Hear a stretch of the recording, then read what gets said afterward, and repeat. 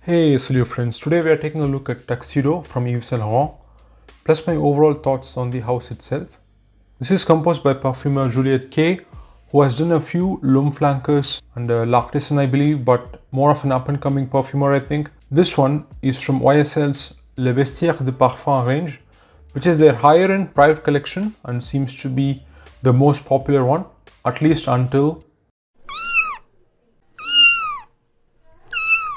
this was part of the 5 debut releases in 2015 based on the symbolic wardrobe of the house of YSL. This one is obviously based on an iconic tuxedo called Le Smoking that he made for women in this edgy, androgynous, sexy style.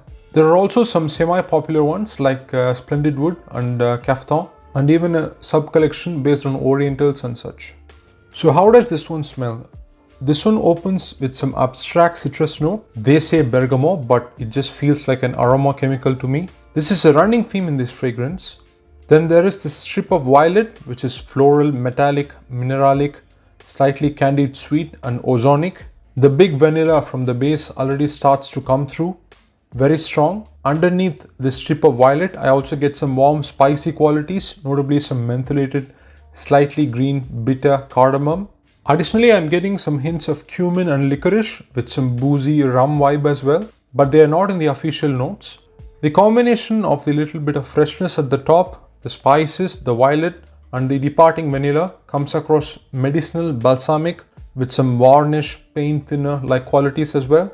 It smells appealing and tries to be smooth, but there is some harshness in there for sure. Now when you get to the dry down, it gets dry and that bourbon vanilla comes into full picture. Some floral nuances too in the mid. They coat rose but comes across more like geranium to me. Same with the lily of the valley, which is highly regulated now, so this vinyl record like greenness comes through.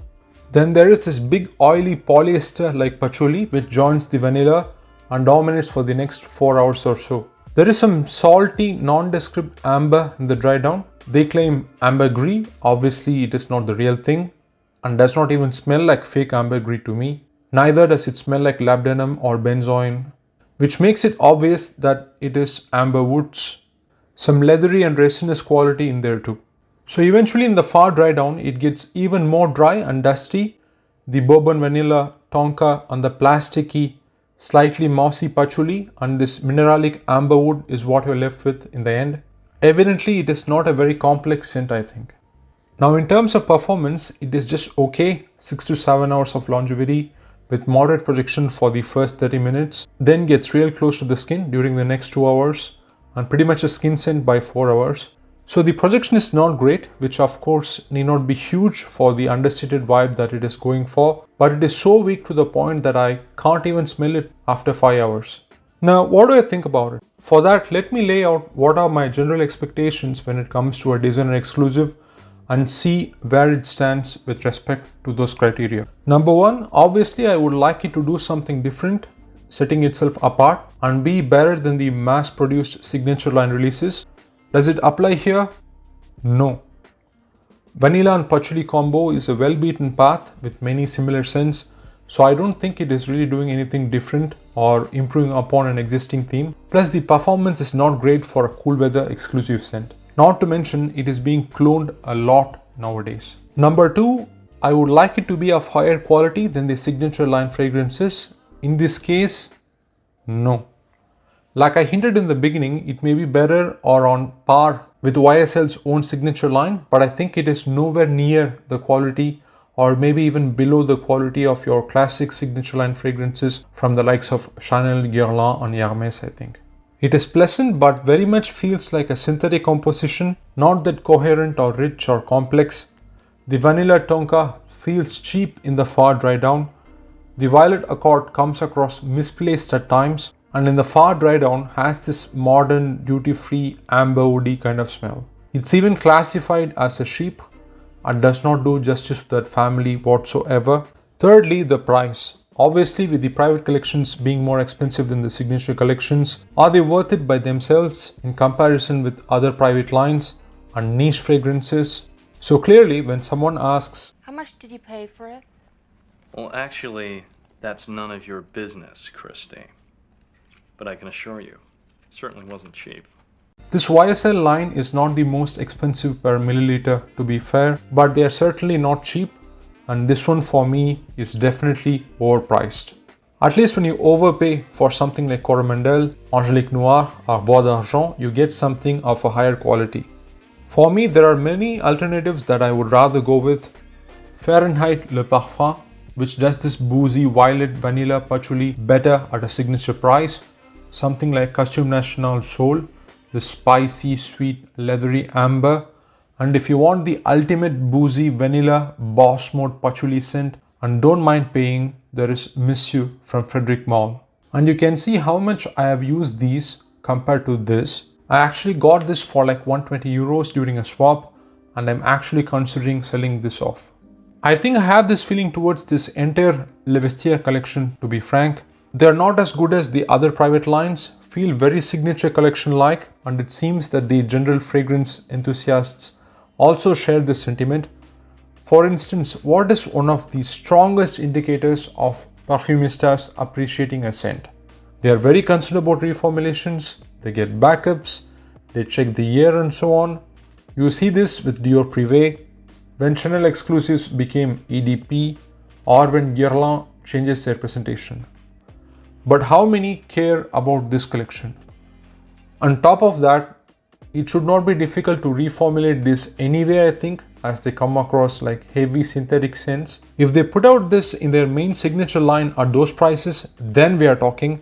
In that case, we will have a level playing field and I would appreciate it more, I think, but this is not the case. Expanding my point further, I think my opinion has gone low on the brand of Yves Saint Laurent itself. It used to be one of the trailblazing designer houses. I mean, how many iconic releases? Opium, Kouros, Rive Gauche, M7. I even enjoyed the original L'Homme and La Nuit de l'Homme before the line was flankered to death. And what do they have now?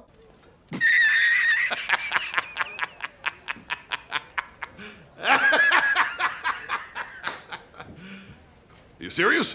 All blue or blue trending fragrances. Having a blue fragrance is fine, but why to make it your entire collection? Let's compare their competition. Guerlain and Hermès do not have straight blue fragrances, so let's skip them. The other two biggest apart from YSL are Bleu from Chanel, but they do not have just that. They also have Egoiste, Pour Monsieur, Allure and Théus. How about Dior? They have Sauvage, but they also have Dune, Eau Sauvage, Dior Homme and Fahrenheit. YSL also had their classic scents, Jazz, Rive Gauche, M7 Oud Absolu, but they are getting harder and harder to find, very less distribution and even discontinued in some markets. All that is left of this beauty store, duty-free style laundry scents. No creativity, nothing exciting, quality has gone down, and thanks to L'Oreal, this is what we are left with when it comes to this respected house. I think Yves Saint Laurent has really dipped from a top 3, top 5 designer house to a C-grade level house at this point. All that being said, Tuxedo is adequate, but is it worth it? Absolutely fucking not.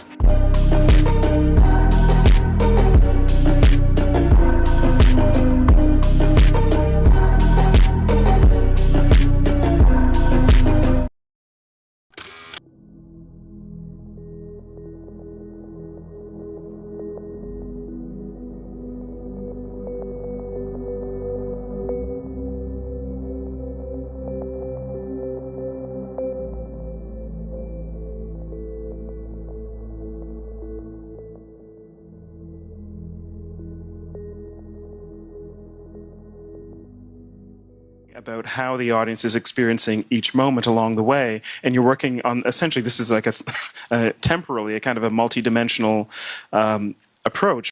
A real a difficult thing for an audience to grasp. It's like fuck it, you know. I mean.